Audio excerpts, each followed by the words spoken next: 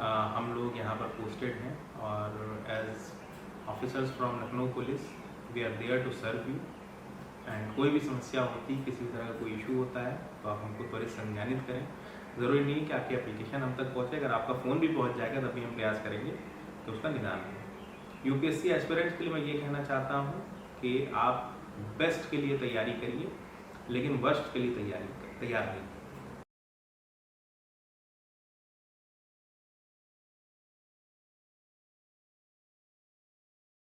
नमस्कार, मैं कौशिकी त्रिपाठी आप सभी का एक बार फिर से आपके अपने खास कार्यक्रम अतिथि उवाच में बहुत बहुत स्वागत करती हूँ।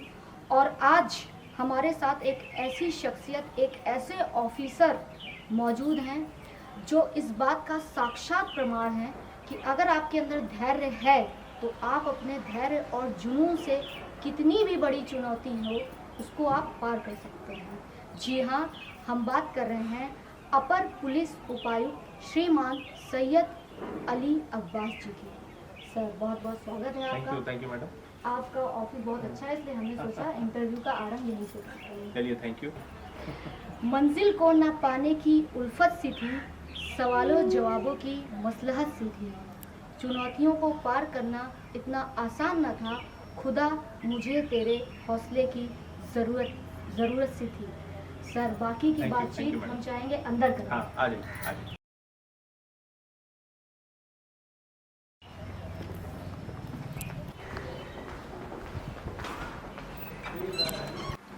बैंक ऑफ बड़ौदा से यूपीएससी तक का ये कैसे सफर तय किया? मैडम, मैं बैंक ऑफ बड़ौदा में 2012 में मैंने ज्वाइन किया था as probationary officer.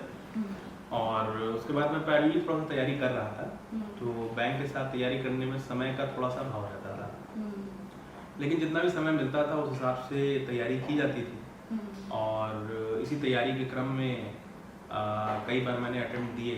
Bank join करने से पहले भी मैंने एक आध अटेम्प्ट दिए थे। तो 12 में शुरुआती जब मैंने अटेम्प्ट दिया तो 11 में, और 11 में मेरा प्री क्वालिफाई नहीं हुआ था। 12 में मैंने जब किया तो 12 में मेरा मीन्स तक मैं पहुंचा। फिर ग्रेजुअली ये प्रोसेस बढ़ता गया। फिर बीच में मैंने एक बार इंटरव्यू दिया, फिर नहीं हुआ उसमें, फिर बैंक की तैयारी चलती रही, फिर उसमें डिमोनेटाइजेशन आ गया। और फाइनली फिर 2017 में जाके मेरा, जब 17 वाला मैंने अटेम्प्ट दिया, 17 में जाके मेरा सिलेक्शन फाइनली हो गया। तो ओवरऑल ये बड़ी एक लंबी जर्नी रही, but it was a good journey और काफ़ी कुछ सीखने को मिला। आपका जो बैकग्राउंड था स्टडी का, जो एजुकेशन का था, वो इंजीनियरिंग? हाँ, प्रोफेशनली मैं इंजीनियर हूँ। मैंने लखनऊ में एक इंटीग्रल यूनिवर्सिटी है, वहाँ से इलेक्ट्रॉनिक्स एंड कम्युनिकेशन इंजीनियरिंग में मैंने बीटेक किया है। और फिर यूपीएससी का जब तैयारी की बात आई तो चूँकि electronics and communication engineering UPSC के सब्जेक्ट मैटर में नहीं होती है, तो then I shifted towards sociology. Okay. मैंने क्वालिफाई एग्जाम पे सोशियोलॉजी से किया। सर बहुत बार देखने को मिलता है कि यूपीएससी अपने आप में एक बहुत बड़ी चुनौती होती है, और जितना हमने आपके बारे में सुना है, पढ़ा है कि आप, अगर मैं सही हूँ तो 4 बार असफल हुए। हाँ, कह सकते हैं आप। और एक बार तो जैसे आपने बताया इंटरव्यू में आते आते नहीं हो पाए, और उसके बाद फिर उसी कठिन परीक्षा में बैठा इंसान का धैर्य जवाब देने लगता है। तो आपने इस चीज़ को कैसे मेंटेन किया? देखिए, धैर्य तो आपको रखना पड़ेगा, बगैर धैर्य के तो काम ही नहीं चलता है। मतलब मेरा अपना अंडरस्टैंडिंग चीज़ों की ये है कि देखिए, कोशिश करना आपके अपने हाथ में है। अपना एफर्ट, अच्छे से एफर्ट देना, वो आपका अपना काम है, वो आपको करते रहना चाहिए। और मैं इसी माइंडसेट से काम करता हूँ, कोई भी काम करता हूँ। तो बेसिकली जब तक वो हमारे हाथ में है, जब तक संभावना बनी है कि हम वो चीज़ कर सकते हैं और कोई चीज़ आप ईमानदारी से कर रहे हैं, तो जब भी मैं तैयारी करता था मुझे किसी पॉइंट पे ये नहीं लगा कि मेरा इसमें सिलेक्शन नहीं हो सकता है। तो ये एक बहुत बड़ा मोटिवेटिंग फैक्टर था जिसने हमेशा प्रेरणा दी। और दूसरा जो इम्पोर्टेंट चीज़ थी वो ये थी कि हर साल प्रोग्रेसिवली मैं एग्ज़ाम में आगे बढ़ रहा था। जैसे पहली बार मेरा प्री नहीं हुआ, पर दूसरी बार मेरा प्री क्वालिफाई हो गया, फिर मेरा मेंस क्वालिफाई हो गया, फिर इंटरव्यू निकल गया, एक बार इंटरव्यू नहीं हुआ, फिर इंटरव्यू क्वालिफाई हो गया। तो हालांकि इस बात से ये आशय नहीं है कि आपका जिनका प्री 2 बार नहीं होता तो फिर उनको नहीं करना चाहिए, ये मेरा बिल्कुल आशय नहीं है। क्योंकि मैं ऐसे भी लोगों को जानता हूँ जिनका 3-3, 4-4 बार प्री नहीं हुआ, फिर जब हुआ तो सीधे फाइनल सिलेक्शन हो गया। तो मेरे साथ एसेट ये था कि चूंकि नेवर डाई स्पिरिट वाला मेरा हिसाब रहता है, और आई डोंट फील कि जब तक बेसिकली चीज़ें एकदम आउट ऑफ हैंड ना हो जाए तब तक प्रयास न किया। प्रयास चलता रहा और फाइनली फिर 2017 में जाकर मेरा सिलेक्शन हो गया। बहुत बार होता है ना कि जब हम किसी कोई चीज़ बहुत ही मेहनत के बाद मिलती है तो उसके लिए बहुत से सेक्रीफाइस भी करने पड़ते हैं। अमूमन हम बहुत सारे से सवाल पूछते रहते हैं। आप इस प्रोफेशन में आने के बाद कौन सी 2 चीज़ों को मिस करते हैं? देखिए ये डिफिकल्ट चॉइस है। देखिए 2 चीज़ें, एक तो इस नौकरी में थोड़ा सा कहीं ना कहीं पे उतना समय नहीं मिलता है, तो जिस प्रकार से आप लोगों के साथ सोशलाइज कर सकें, जितना मैं सोशलाइज करना चाहता हूँ उतना मैं सोशलाइज नहीं कर पाता हूँ। और थोड़ा सा नौकरी के उस तरह के चैलेंजेस हैं कि बहुत ज़्यादा समय आपको नहीं मिलती। पहले बहुत ज़्यादा समय मिलता था, और इनफैक्ट जब भी हम लोग बैंक की नौकरी करते थे तो 10 से 6 की नौकरी होती थी। उसके बाद फिर आपको किसी भी तरह की कोई टेंशन लेने की आवश्यकता नहीं होती थी, फिर जो करना है अगले दिन करना है। बट इस नौकरी में ऐसा नहीं है, आपको राउंड द क्लॉक फ़ोन पे रहना है, एंड कोई भी सिचुएशन अराइज होती है तो उसको आपको एड्रेस करना है और प्रयास करना है कि इस तरह कोई law and order situation create ना हो। तो एक तो समय वाली चीज़ हो जाती है। दूसरा, अपने देश में या अपने प्रदेश में अभी भी बेसिकली सिविल सर्विस का काफ़ी चार्म है, तो उस चार्म के डिसएडवांटेजेस भी हैं। जैसे मैं नहीं चाहता कि बेसिकली मैं कहीं जाऊं तो लोग, बहुत ज़्यादा लोग मुझे पहचाने। मैं अपनी एनोनिमिटी एंजॉय करता हूं। मैं नहीं चाहता कि बहुत सारे लोग आएँ, पूछें, कहें। तो कभी कभी वो चीज़ें, उन चीज़ों का अभाव लगता है कि हाँ बहुत सारे लोग पहचान ले रहे हैं, तो मेरी अपनी एक जो एनोनिमिटी है वो कहीं ना कहीं कॉम्प्रोमाइज़ होती है। मुझे लगता है कि वो चीज़ मैं मिस करता हूँ। बीते कुछ दशकों में देखा जा रहा है कि इंजीनियरिंग स्ट्रीम के स्टूडेंट्स ज़्यादा इस एटेम्प्ट को, यूपीएससी को क्लियर कर रहे हैं। आपका क्या कहना है? देखिए इंजीनियरिंग वाले जो स्टूडेंट्स उसमें आ रहे हैं, वो आपकी बात ठीक है। अगर हम डेटा की भी बात करें तो ऑलमोस्ट 60% इंजीनियर्स एग्ज़ाम क्वालिफाई कर रहे हैं, और ये बात सच है। लेकिन आप ये भी देखिए कि बेसिकली कितने लोग ऐसे हैं जो इंजीनियरिंग कर रहे हैं compare to other professions, compare to BA, BCom, BSc, और कितना परसेंटेज उसमें से वो बच्चा है जो इंजीनियरिंग का तैयारी कर रहा है, और वो स्टूडेंट है जो बाकी स्ट्रीम्स का है जो तैयारी कर रहा है। तो अगर आप वो रेशियो को भी कंपेयर करेंगे तब आपको एक कंपैरेटिवली बड़ा फिगर मिलेगा। मान लीजिए 100 लोग तैयारी कर रहे हैं, तो मेरा कहने का आशय है, और उसमें से 40 इंजीनियरिंग वाले हैं या 60 इंजीनियरिंग वाले हैं, और 60 इंजीनियरिंग वाले सेलेक्ट हो रहे हैं, तो फिर तो वहाँ पे किसी तरह का कोई बात नहीं है। लेकिन अगर 40 तैयारी करने वाले 100 हैं और उसमें इंजीनियरिंग वाले 30 हैं बट परसेंटेज उनका 60 है, तो फिर देखने वाली बात है कि हाँ। सर काफ़ी बार स्टूडेंट्स थोड़ा सा कंफ्यूज हो जाते हैं स्टडी मटेरियल को लेते हुए। अलग अलग ऑथर्स होती हैं, उनकी बुक्स होती हैं, तो ऐसे में क्या एक सटीक उपाय अपनाना चाहिए कि हाँ अगर ये एक कॉम्बिनेशन बैठता है, ये एक पूरा पैकेज बैठता है तो ये सही रहेगा? थोड़ा सा अगर आप देखिए मेरा तो अपना कई सालों का तजुर्बा क्या रहा कि आप बहुत सारी किताबें पढ़ने से अच्छा है एक किताब को कई बार पढ़िए।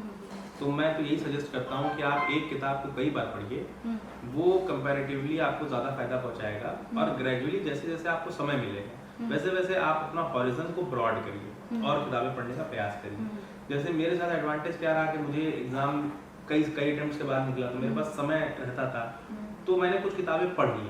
अदरवाइज जो भी नया एस्पिरेंट है उसको तो मैं यही सजेस्ट करूँगा, क्योंकि ऑलमोस्ट प्री से लेके इंटरव्यू तक का जो सफ़र होता है उसमें 1.5 साल आपको सिर्फ एक बार पूरा सब्जेक्ट मैटर पढ़ने के लिए चाहिए होता है। इतना मिनिमम टाइम है जो आपको चाहिए होगा।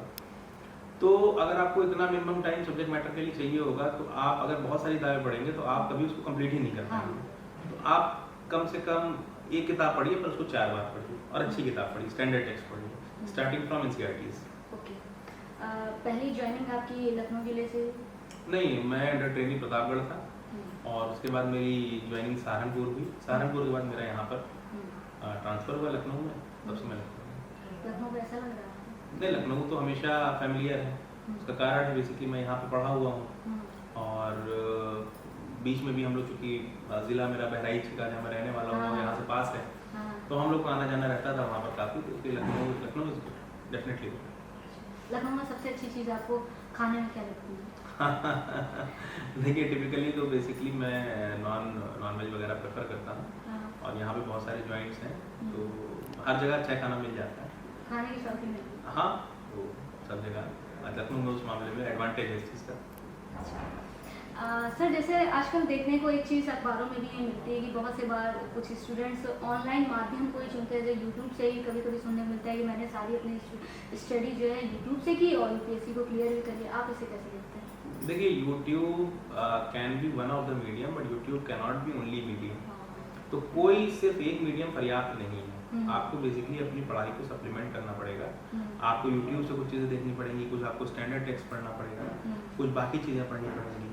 तो उस हिसाब से बेसिकली आपको अपना एक पैकेज बनाना पड़ेगा। सिर्फ यूट्यूब से आप तैयारी पूरी कर लें वो संभव नहीं। 3 स्टेजेस प्रोसेस होता है यूपीएससी का, प्री मेंस इंटरव्यू। आपने इसमें रणनीति कैसे बनाई है? देखिए मैं तीनों प्रोसेस को इंटीग्रेटेड मानता हूँ। मैं इन तीनों को अलग तरीके से नहीं देखता हूँ। मेरे कई वर्षों के तजुर्बे ने इसमें मुझे ये सिखाया कि ये तीनों प्रोसेस मिले हुए हैं। अगर प्री में क्या होता है, प्री का बेस्ट पार्ट ये होता है कि आपके सामने आंसर होता है, बट आपके पास क्वांटम बहुत ह्यूज रहता है। मतलब कहाँ से क्वेश्चन आ जाएगा यू नेवर नो। मेंस में आपको उन्हीं चीज़ों को मेमोराइज करके रेसिप्रोकेट करना होता है पेपर पे, वहाँ पे क्वेश्चन रहेगा आपके सामने। और इंटरव्यू में अगर आपने जो चीज़ें लिखी और जो चीज़ें आपने याद थी उनको कम्युनिकेट करना है, तो अगर आप वो चीज़ें कम्युनिकेट नहीं कर पाएंगे तो इंटरव्यू में आपको मार्क्स नहीं मिलेंगे। इसलिए प्रोसेस बड़े इंटीग्रेटेड है। कभी भी आप जब तैयारी करें, कोई भी एस्पिरेंट तैयारी करे, तो ये सोच के ना करें कि अगले साल मैं प्री निकाल लेता हूँ, अगले साल मैं मेंस निकाल लूँगा, उसके बाद इंटरव्यू कर लूँगा। ऐसा नहीं होता। इसलिए प्रोसेस ये एक प्रोसेस है और मेंस की जो चीज़ें हैं उसको कैसे आप आर्टिकुलेट करते हैं वो डिटरमाइन करता है, और कैसे अपनी पर्सनालिटी में इंग्रेड करते हैं उस हिसाब से आपको इंटरव्यू में मार्क्स मिलते हैं। Who is your role model? Obviously my role model is my father.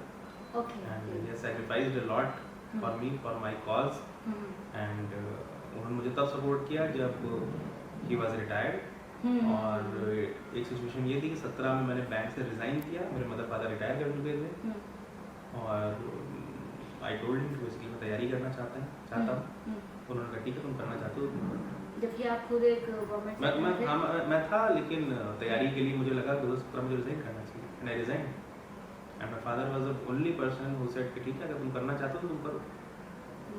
तो definitely he is my role model, not only in this aspect but also in many other aspects. कुछ लोगों ने सवाल भी उठाए होंगे कि इतनी अच्छी नौकरी छोड़ दी, और फिर थोड़ा सा सवाल भी उठ रहे होंगे। हाँ देखिए वो तो नेचुरल है। वो तो बेसिकली जब भी आप मध्यम अगर क्लास बैकग्राउंड से आते हो तो ये सवाल उठना बड़ा लाजमी है। और उसके बाद मुझे याद है जब मैं पहली बार ईद पे गया था तो लोगों का ईद मुबारक के बाद दूसरा नेचुरल सवाल मुझसे ये था कि यार तुमने नौकरी क्यों छोड़ दी। That was the scenario.